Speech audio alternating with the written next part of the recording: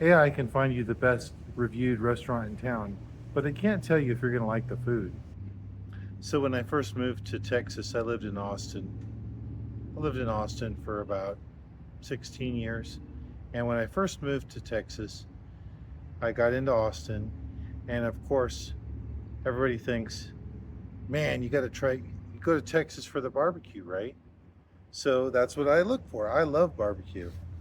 And so I looked all over for the best barbecue. And in Austin, surprisingly, there's not a whole lot of barbecue places.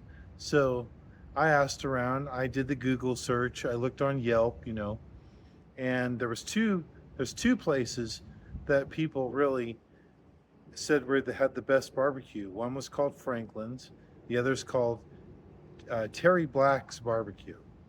And so I tried them out. And very busy places. You know, for Franklin's, you got to get there at like 5:36 a.m. to get a spot in line. I think it opens up about 8 o'clock. It sells out about 10. So it's a morning affair.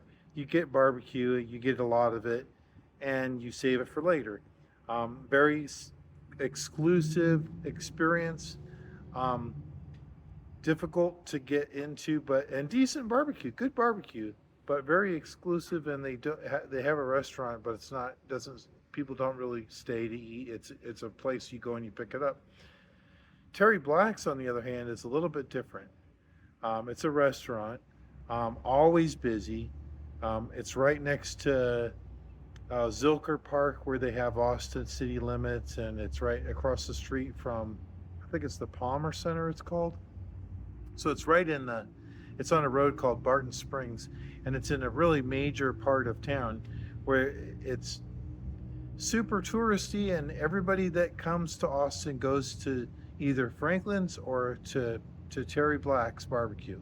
So I tried that too a couple of times, and they're both great barbecue places, um, and they were delicious. And then one day I was around the corner from my house, and I said, you know what, I need to get some lunch, and I really want some barbecue, but I don't want to go wait in line or, make it a whole day affair just to get some barbecue. I just want a brisket sandwich. So I saw a little food truck. Food trucks in Austin are a big thing. So I went to this food truck, and it was called Brown's, and it smelled great. You could smell it from a block away. And in Texas they use post oak for pretty much all the. That's what all the barbecue is made with, is post oak, and smelled delicious. Went up to the trailer, stood in line for about 2 minutes, got the best brisket sandwich I'd ever had, and it was like $10.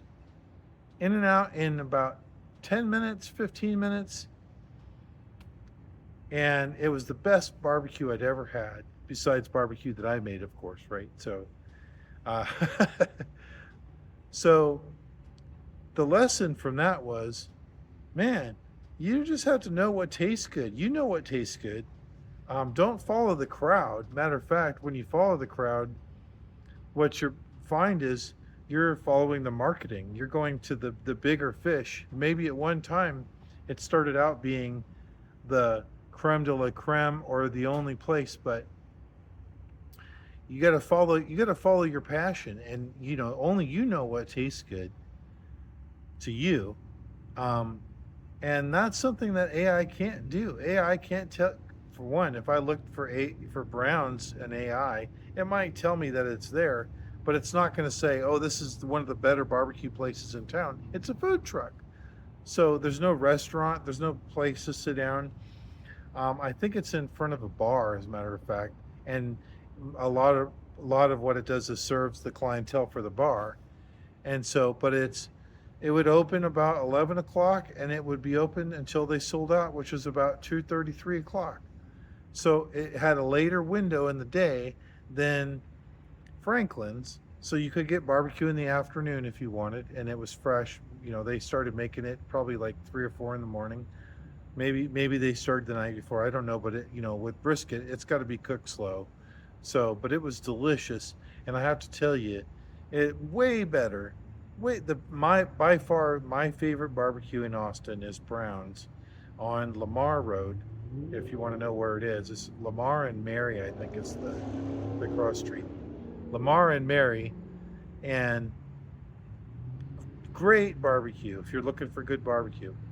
But the real thing about this is, just like with AI, you know, there's going to be all kind of businesses that jump up and, hey, we got it, and it's going to say it's the best thing to, and the best way to do it. The problem is, that's what it's going to tell everybody. It's going to tell everybody the same answer when you go to look for what's the best barbecue. The only way you're going to really know is if you experience it yourself and make your own judgment, apply your own taste and opinion. AI without that is just McDonald's. It's the same everywhere you go. AI can make a logo, but it can't tell you if it's the right logo for your business.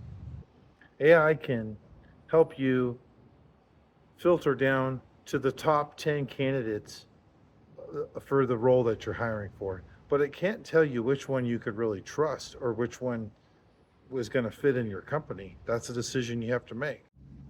AI can, you know, do a market analysis, get all the prices together, and tell you what comes with each price, right? But it can't tell you which one feels like the right choice for you. AI didn't choose this hat. So here's the real trick. Give AI all this repeatable, standard, predictable actions that you don't want to do. Reserve the decisions for yourself, right? Don't let it decide what's good and what's bad. You decide that, and you're going to build a better product. You're going to have a better time. You will express your passion in a way that makes AI look redundant and useless. And if you're looking for more ways on how you can do that and figure out how to use AI in your business, try the tool below.